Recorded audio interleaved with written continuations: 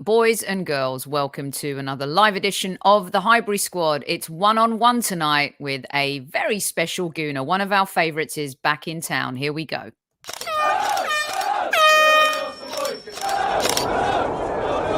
Mind the gap between the train and the platform. Please stand clear of the discussion doors. The next stop is Highbury Squad.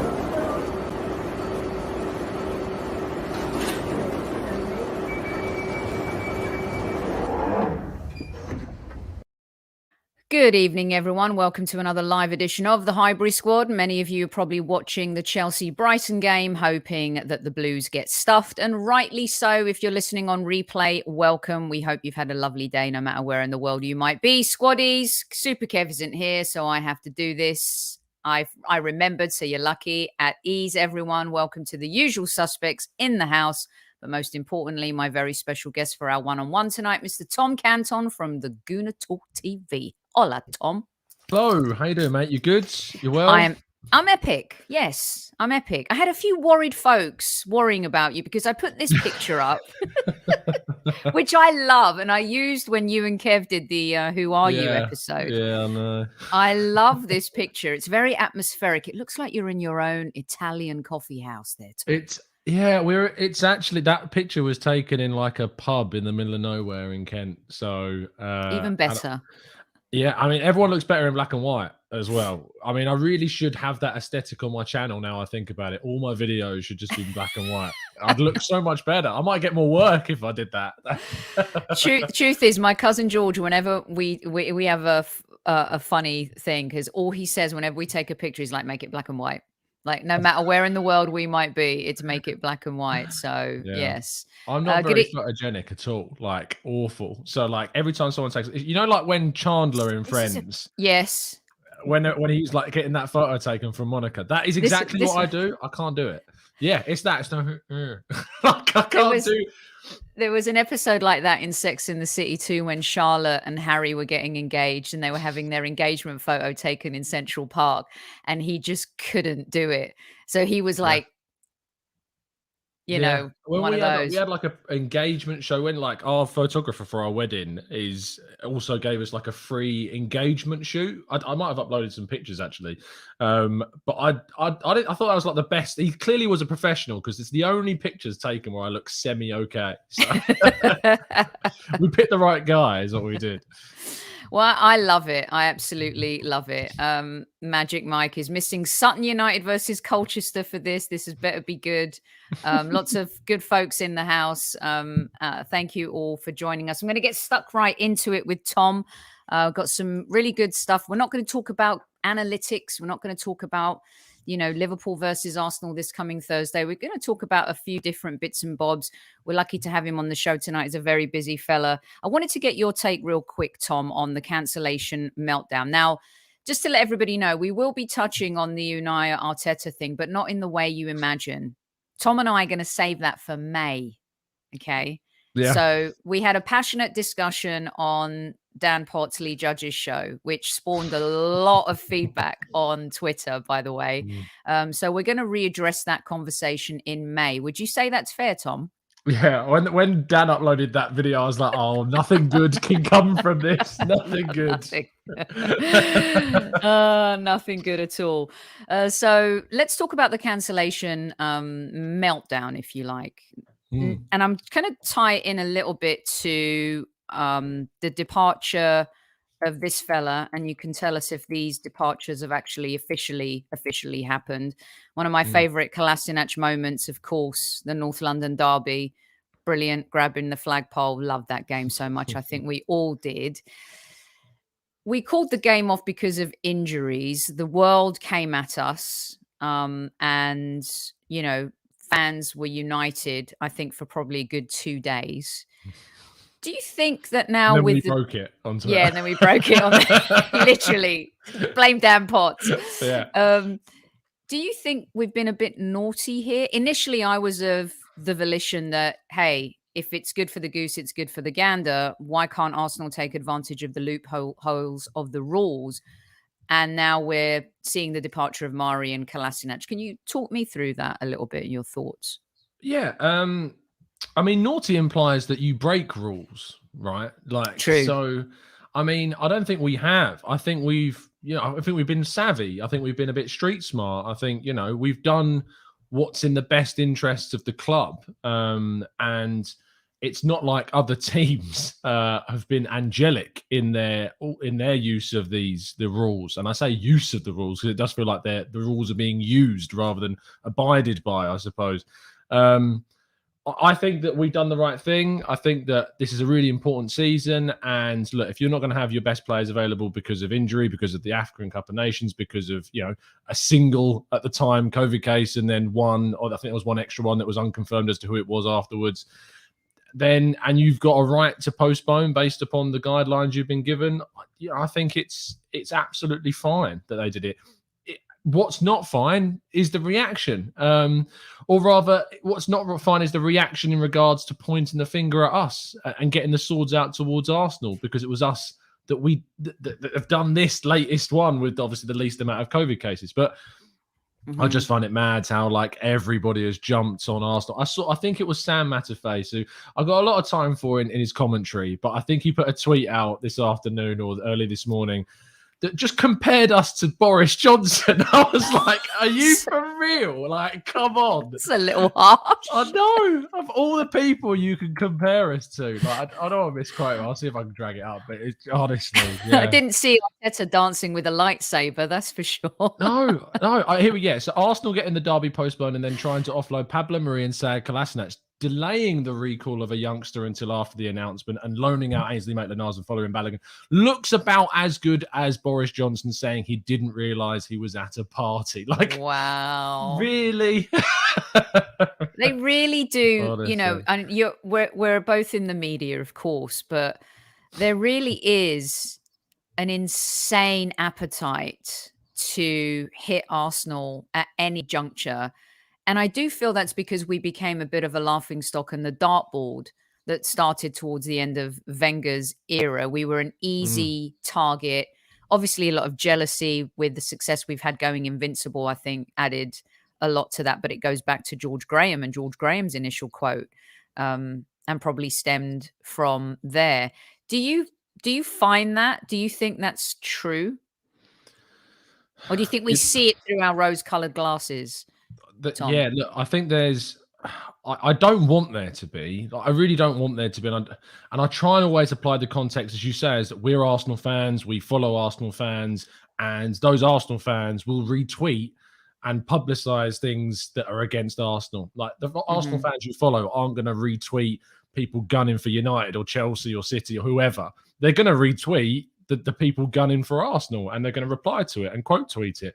So we are more exposed to it. So psychologically, we believe that there is this bias. However, that's how I felt before this kind of happened. And I sat on my show and really kind of just unloaded how I just saw clear and obvious, swords out for Arsenal, and the fact it was Arsenal and the fact it was Spurs, who always get, a lighter rap because they've got England's captain and stuff like that. So, yeah, it does seem that there is a little naughtiness in this case. Yeah, go on. Yeah, no, I agree with you. Plus, any opportunity to say naughty out loud always works for me.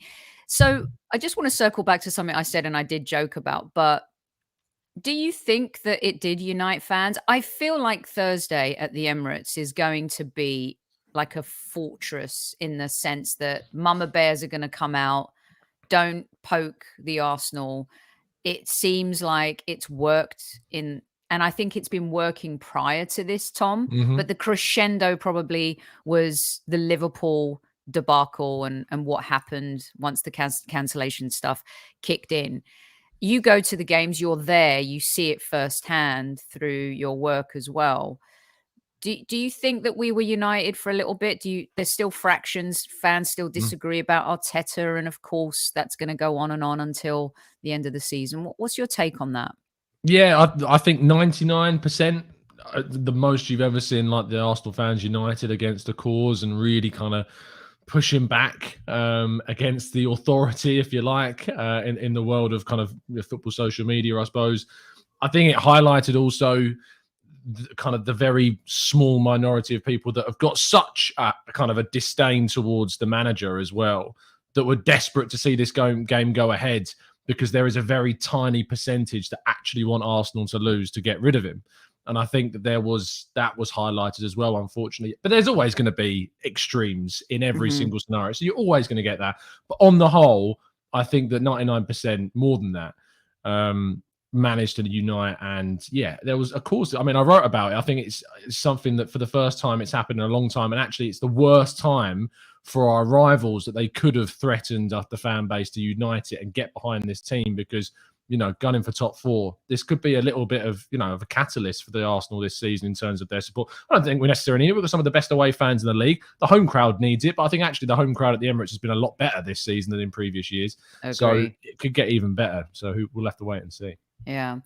Do you think then, through all of that, talk me through a little bit. Fans have been wanting Collar to go for a while. Pablo Mari's never really set the world on fire. Started off, getting an opportunity under Wenger, but then had that horrendous game, and we haven't really seen him since. I think there's more of an attachment to Kola for some fans in some regards. Tom, is it the right time, considering, and AFCON's still going, some players are still there, we still have some issues kind of, with having our best 11 starting maybe until that first week of February. What do you think so far of our management of the January transfer window? And are you happy with kind of what we're doing, knowing what might be coming? Or do you think it could be something that comes back to bite us in the arse? I'm fuming about the Ainsley Maitland-Niles situation, to be honest. I'm really let down by the decision making that went on with that move, because I assumed, and I think a lot of people assumed as well, that this would be a moment where we would let him go and a replacement would be brought in pretty much immediately. I remember sitting doing the Arsenal way with Chris Wheatley, who's someone who's very well connected, and when I said to him, like, what do you think is going to happen with Ainsley Maitland-Niles? And his response very much was that, well, I'd keep him until we find a replacement. And it seems everyone just felt that obviously we would do that, but it's not so simple, is it, with Arsenal? And for some reason, they've decided to send him on loan. And it is ridiculous. It really is. I've described it as a moronic decision. And I do believe it is that, because I just can't get the sense behind it and leave us so thin on the ground. And I do think that was a big, big factor in us dropping out of the FA Cup. Like, we put an 18-year-old Patino into a team during that game against a very decent Championship side, and we lost it because of the midfield. The midfield is the reason why we lost that game. I have absolutely no shadow of a doubt that was the crux of the performance, was the midfield. We had no progression, inexperience, no leadership, no guidance, and that was the real issue. And I'm not saying that Maitland-Niles provides all of that, but he certainly wouldn't have helped. He would have helped, with the performance he put in. We saw against Watford. I think if we'd have seen that Maitland-Niles, we would have had a much better chance. So yeah, in terms of am I happy about the window, I'm happy with the ambition. I'm happy with the way we're trying to go for one of the best strikers on the continent, without a shadow of a doubt. And if we can pull this off, and I've always maintained that I am not optimistic about this deal happening, but if we were to pull this off, it would be the biggest coup the club's been able to do since Mesut Ozil. I would rate it over Alexis Sanchez, just because Alexis Sanchez at the time, as we knew, became an amazing player. But we were kind of the year after Ozil, we're kind of on this track, whereas this would really be a transformative signing for Arsenal. And he's considered, in my mind, behind Haaland and Mbappe, the next big young forward, greater than any other in his age bracket. So, yeah, I like the ambition. It'd be great if we could pull it off. I'm just not optimistic about it. So and I put Taib's comment up there. By the way, Taib and Newman, be careful. If you want Liverpool to win the Premier League, I need confirmation from someone that you actually said that if we do not win the Premier League, who do you want to win next? You shouldn't want anybody to win next. So be sure you could take it back. Otherwise, you both get a yellow card. Very careful. Tom, the rumor is that he wants to go to Juve. That's his dream move. There's also the flip side to the coin, that if he comes to Arsenal, he's only 21 years old, which is kind of insane, the talent he and Haaland have at their age, and of course Mbappe.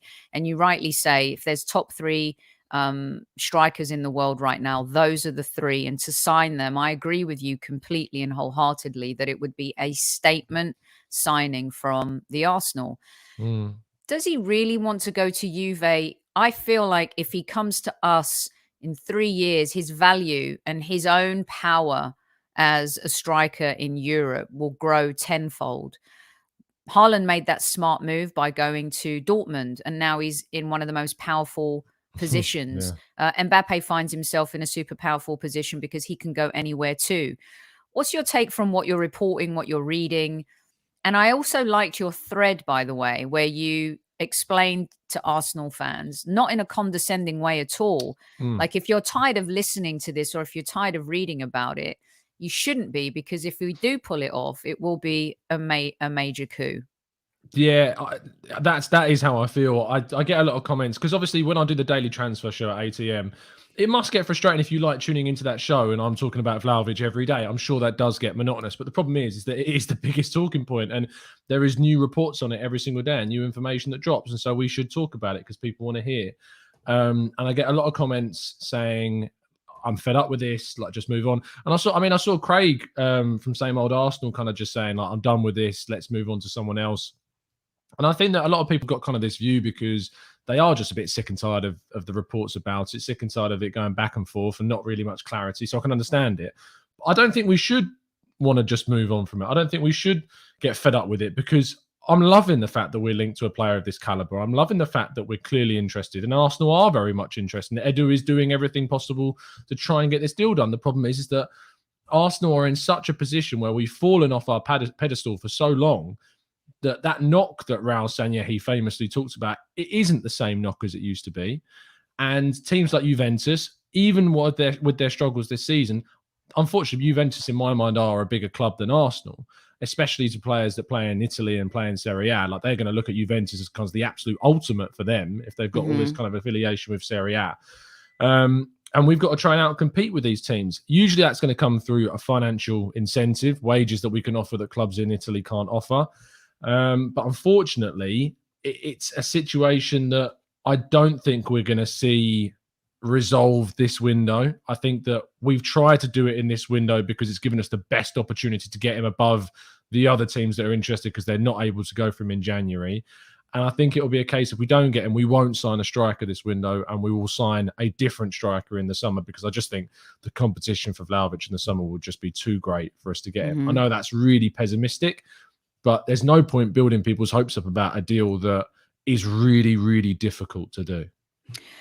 And when you're talking about those three players, the deals do become a little bit more complex. They're not as straightforward. And then you've also got the agent that a lot of people are kind of criticizing. Modern day agents definitely get paid. And when you have a big client like that, you know, it's not only his payday, but it's your payday too. Is he the stumbling block? One of the things in the past that Wenger was criticized for a lot, Tom, was not wanting to deal with particular agents for particular reasons. We then went kind of down the Raul Kia route and followed that yellow brick road.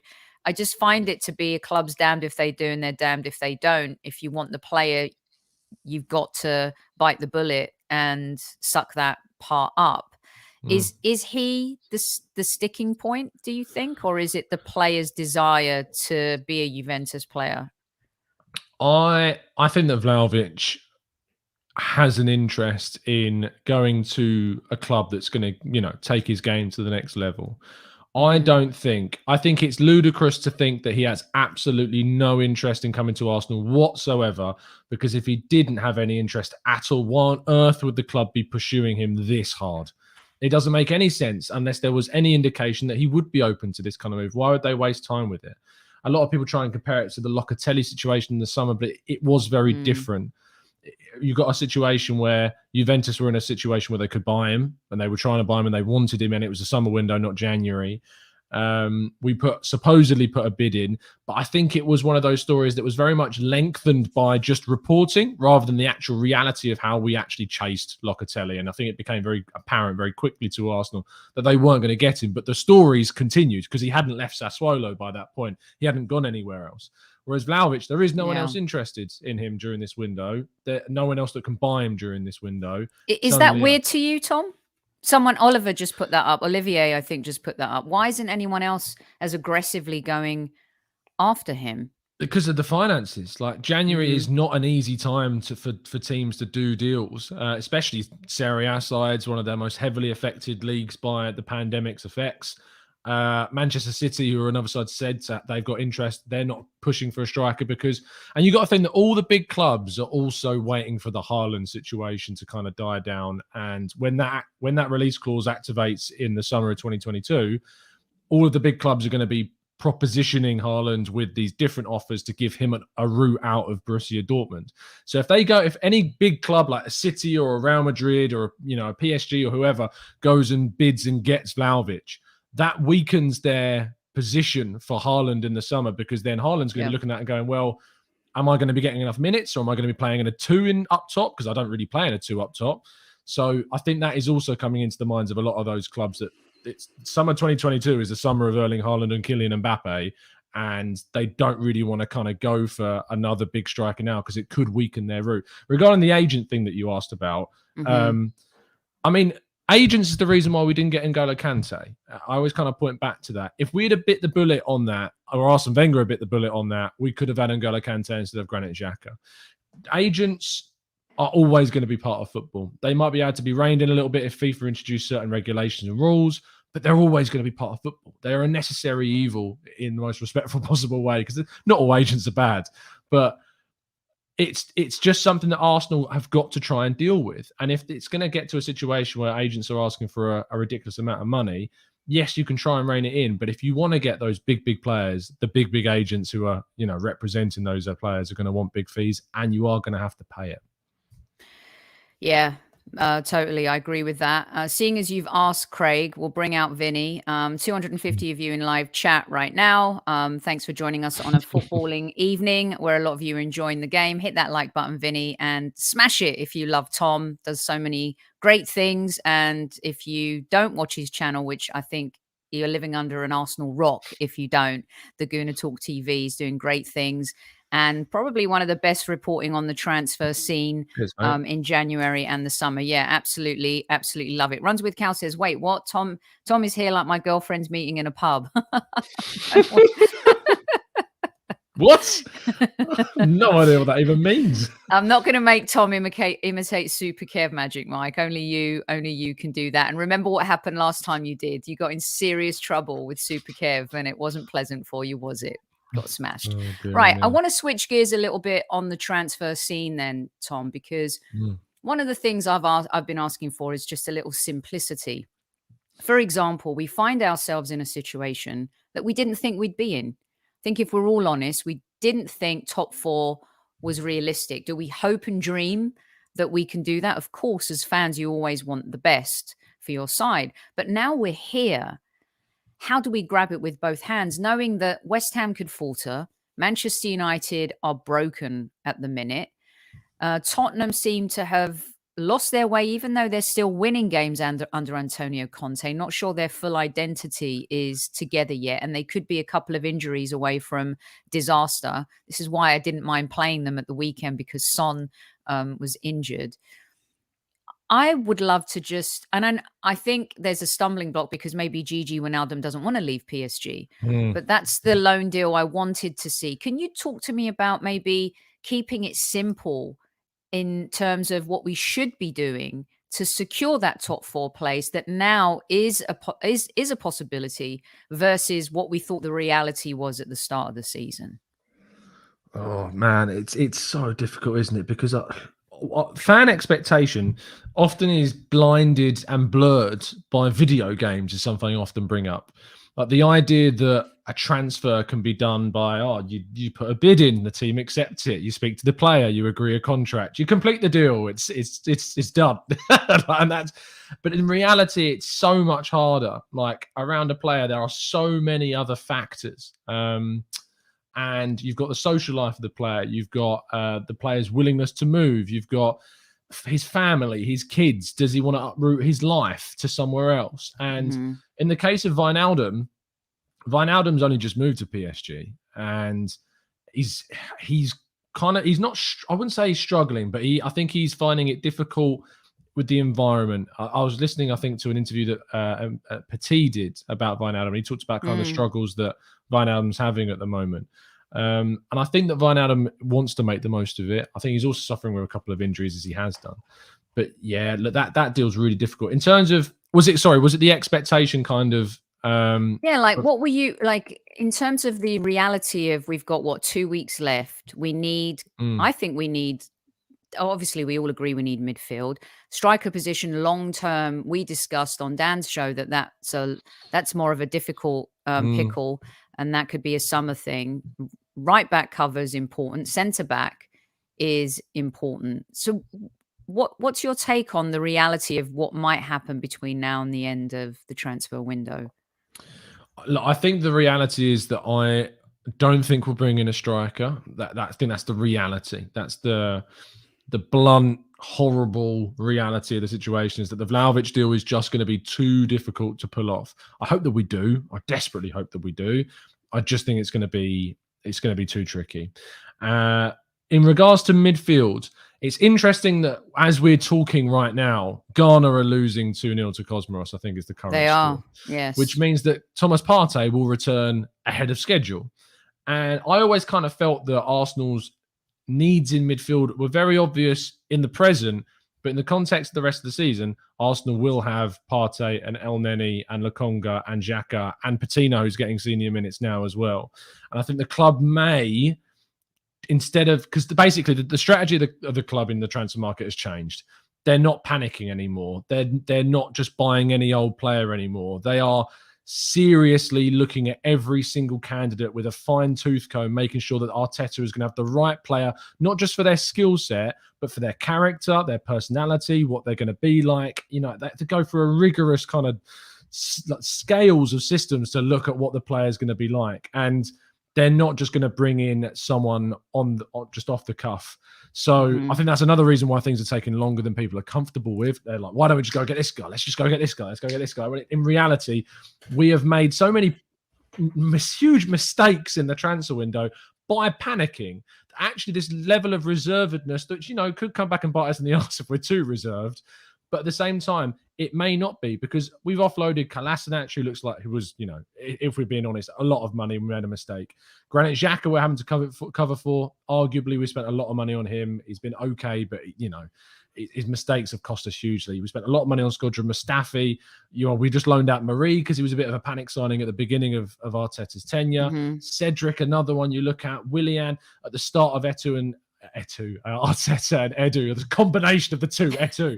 I'd like to go back to that. Yeah, it's another one. Arteta and Edu's got like the early part of their reign where they made a few errors in the market. They've addressed those, and now they're being a little bit more measured. And I'm hoping that means that we won't go and, you know, just splurge a load of money on a player that we don't need, that's not going to give us anything.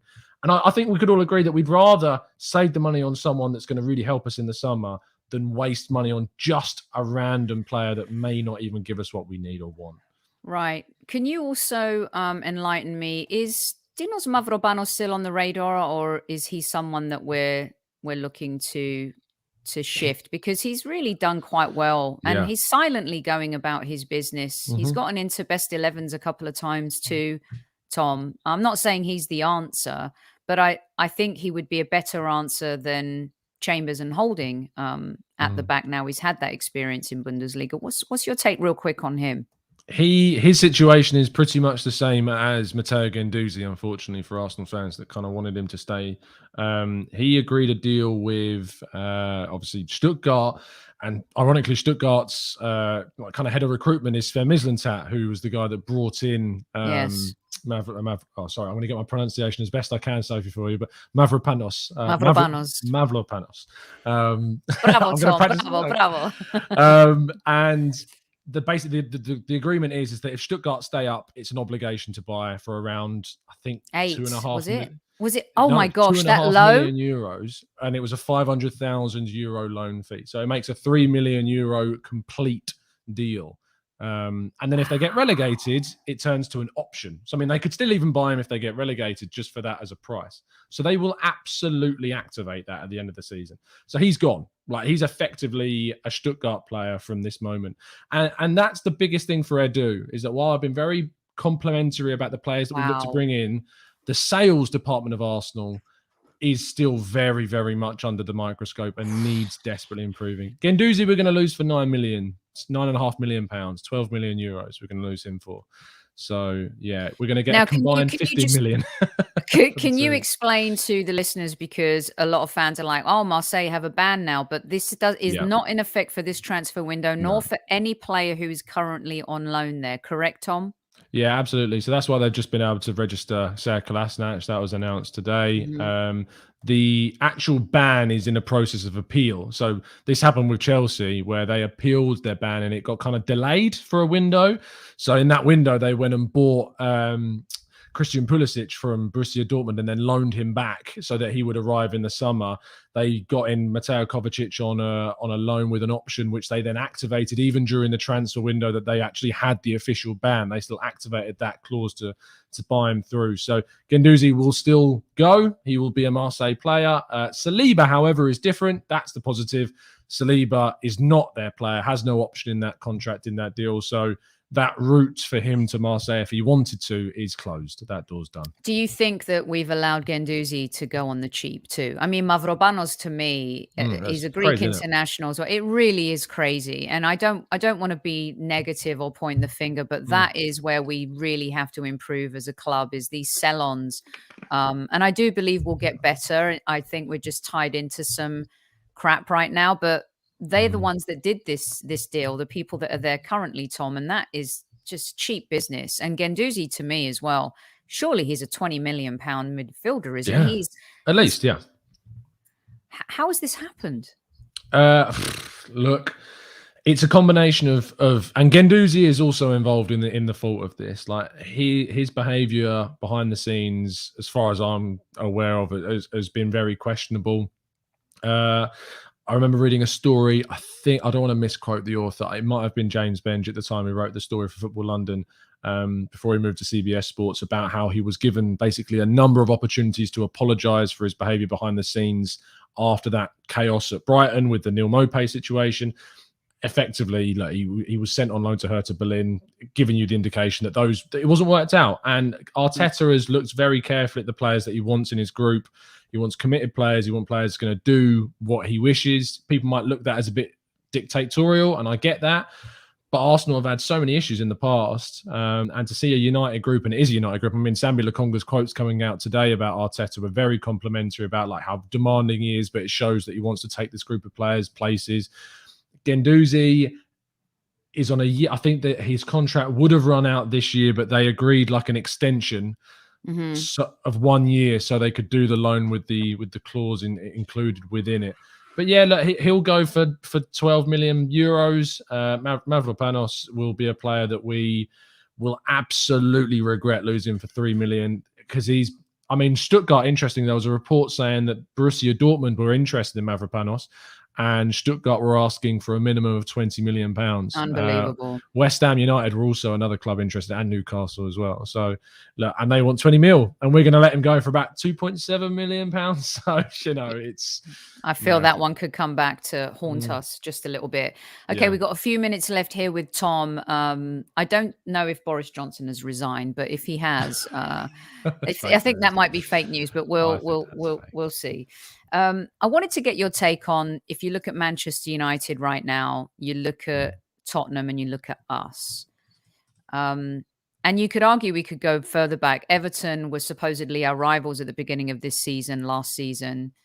They whiffed on Mikel Arteta, went for Ancelotti and Rafa Benitez. I don't think Arsenal fans who thought that Ancelotti and Rafa could be the answer post-Emery were bad ideas.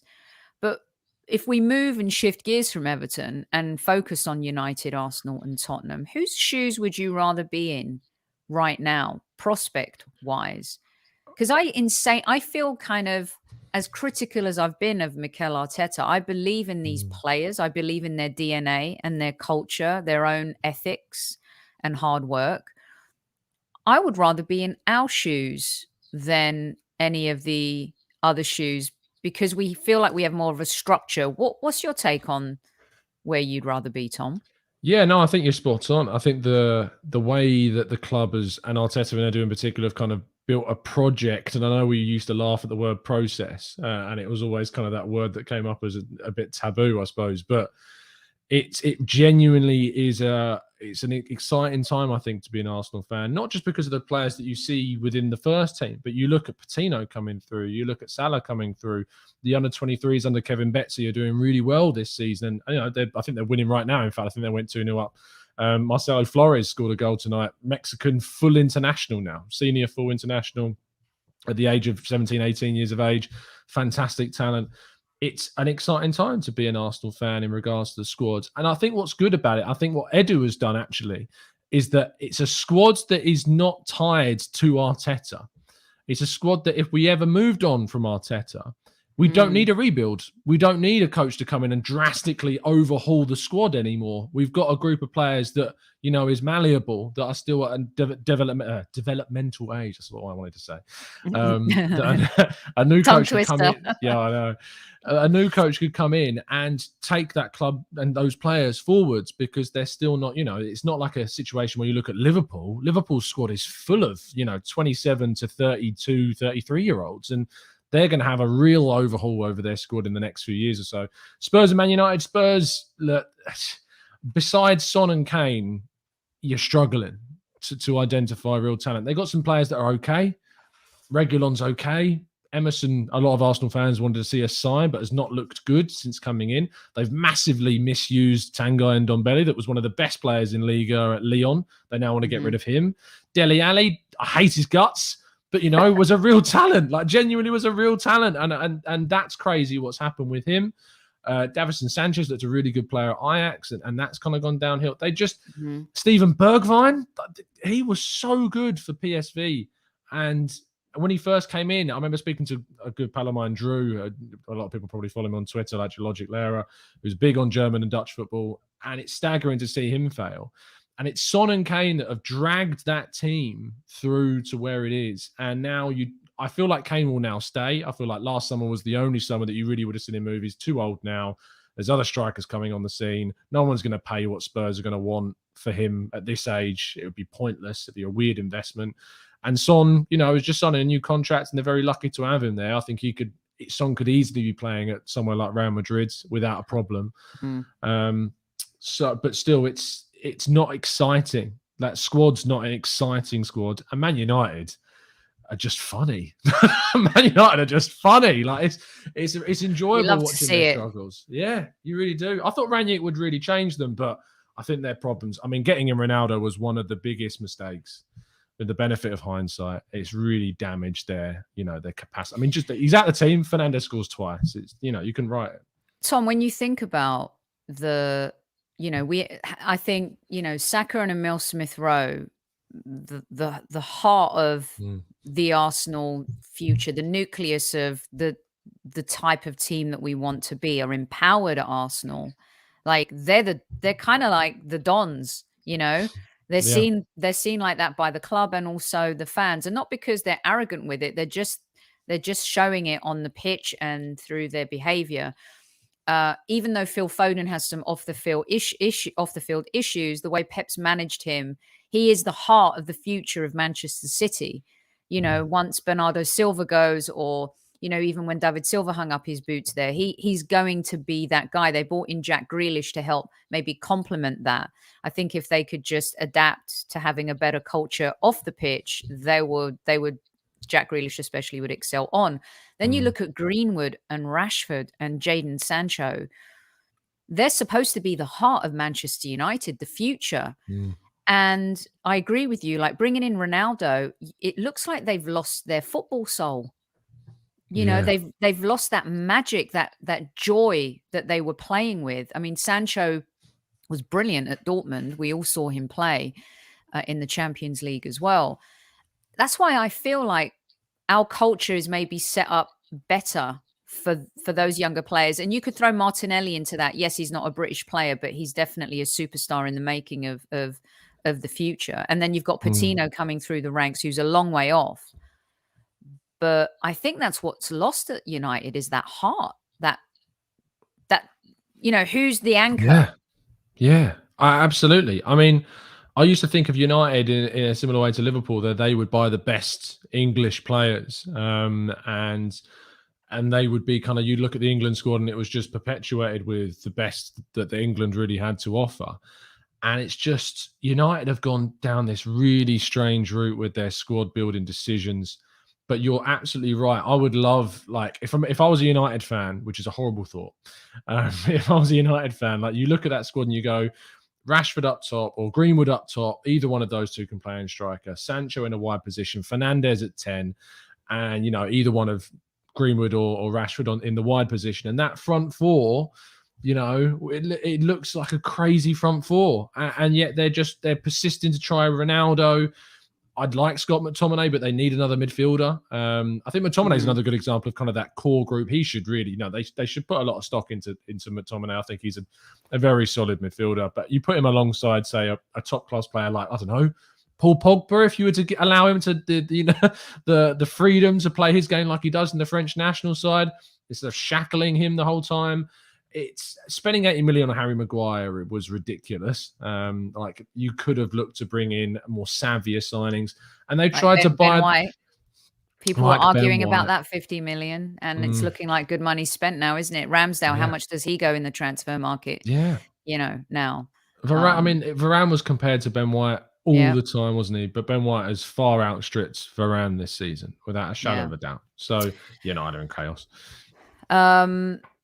This has been great stuff. I'm going to get you out on this as well, real quick. Yeah, that's fine. West Ham, do they falter? And it's so funny when West Ham lose, the media are more forgiven, of course, because they shouldn't be there. David Moyes gets and also, why does Brendan Rodgers at Leicester get away with it too? And again, I've been a huge critic of Mikel. When he loses, the sky is falling, of course. Why do you think there's more forgiveness for West Ham and Leicester? Is it because they're just not Arsenal? Yeah, is the short answer. Yes, it is. It is absolutely because they're not Arsenal, because they're underdogs, because they've got, British managers as well. Is a factor, I think, in this. And obviously, I don't want to go into the politics about it, but there is genuinely like there's a systemic thing that goes on. I think there's a favoritism towards them as well. They want to see them succeed. They want to see Brendan Rodgers get Leicester into the Champions League. Want to see David Moyes get West Ham into the Champions League. And I do think that we're in a situation where those two teams have made some really smart decisions in the transfer market. I mean, Arsenal should have taken a lot of inspiration for what those two clubs have done in recent years. But at the same time, Leicester have bottled their last few chances massively and have never got the amount of criticism that they deserved and that Brendan Rodgers deserved for bottling it in those end periods. I mean, if you're thinking about it, if you're a Leicester side that have added so much quality to this team, and the manager that you've got is getting you into a position where you can just about get to that point where you can get to the run-in and then bottle it and do it on multiple occasions. If I'm in charge of that club, I'm sacking the coach. And that may come back to bite me regarding Arteta later on down the line. But do you know what I mean? Like, that's not progression. And I think that what Arteta's got this season is kind of a parallel. Is if, say, he doesn't progress as when we did last season, he deserves to go. And I've never shied away from that fact. If he doesn't progress as forwards, then he has to go. And if Arsenal aren't moving forwards, they have to go. But Leicester have stagnated under Brendan Rodgers. Like, he's not taking them forwards anymore. David Moyes is taking West Ham forwards, got them into the Europa League last season. They are currently, I think, sitting in fourth in the table right now, and he's doing a great job. And those behind the scenes recruiting the players they have done a great, great job as well. And they're managing to keep hold of players. Like, who thought that Declan Rice would be able to stick around at West Ham? But they, if you want him, you've got to pay 100 million quid for him. And West Ham have got the right to say that because of where they are in the table. So both of those teams have done really good business, but one is doing a lot more progression-wise than the other. Yeah, and I think a little bit like Arteta, and someone mentioned it just now, the FA Cup, Suraj actually mentioned Leicester won an FA Cup that gives him time. Same with Mikel Arteta. Sure. You win a trophy, it gives you time. Of course it does. We have a Tottenham fan in the house who isn't as nice as Ethelston, it seems, guys. You're nothing but a South London franchise club. We're the only club in North London. Oh, King Hoddle. We liked Hoddle. He is a good player. But I think you're way off base. But thanks for joining us. And thank you to all 300 plus of you in live chat for joining us. We're going to let Tom go. This has been an absolutely brilliant chat. I can't let you go without asking, Tom, based on what you know now today. Yeah. Do we finish top 4? Can you see us getting in that spot? Chelsea are going to be difficult to overcome. Of course, you got City, you got Liverpool, you got Chelsea. It's going to be between us, Manchester United, West Ham, Tottenham. What does your crystal football say, Mr. Canton? I haven't been called that since I was a teacher. Yes, I absolutely believe we can finish top 4. I think we can do it even if we don't sign anyone in this window. I think we can still do it. But we may need to have a conversation with Mr. Aubameyang if we don't end up signing anyone. We'll have to wait and see. But yeah, I am optimistic that we can. Do you think he'll ever play for Arsenal again, Tom? If we don't sign any striker, I think they may be forced into. It depends obviously regarding his health as well. And we're wishing the absolute best. If we don't know the facts about that yet, but I think you can't go through the rest of the season with just Lacazette and Nketiah. I don't think you can do that. I think they would, have to have a clear the air talks. I mean, they did it with Ainsley Maitland-Niles. I mean, Aubameyang is a lot more valuable to Arsenal, arguably, than Ainsley Maitland-Niles. So I never thought he would play for the club again, but we may be in a position where we can't afford to exile Aubameyang. Yeah. No, it would make sense, especially as we're kind of tripping over our own feet right now in the transfer market. Right, that is true. That is true. I was going to say, is it true that you were a geography teacher because you could teach King Hoddle about the geography of North London? Perhaps that would be that would be very nice. Well, listen, Tom, let everyone know where they can find you, just in case they have been living under a football rock. Thanks, Sophie, for allowing me on. It's been an absolute pleasure as always. You can find me at the Gooner Talk on YouTube, at the Gooner Talk TV on Twitter, the Gooner Talk on Instagram, and every morning 8 a.m. UK time, chatting about transfers at a silly o'clock. So yeah, that's where you can find me. I actually feel if this guy ever signs, it will be because of you, Tom. It will absolutely be because of you. I own a Fiorentina shirt because I've been to Florence and I bought a Fiorentina shirt when I was there. And I remember when we signed Partey, I had an Atletico Madrid shirt that I took off the Atletico Madrid shirt to reveal an Arsenal shirt. I'm desperate to do the same trick again for Vlahovic. I'm desperate, but we'll wait and see. I'm not hoping. That would be absolutely epic. Thanks again for your time. Tune in to Tom tomorrow, 8 a.m. UK time. And squaddies, you've been well behaved tonight. Even Newman and Ty pulled it together, but you've got Matty K to thank for that. Good evening, good afternoon, no matter where in the world you might be. See ya, and we'll go see the second half of this match. Come on, Brighton.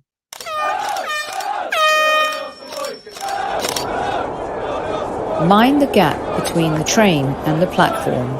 Please stand clear of the discussion doors. The next stop is Highbury Squad.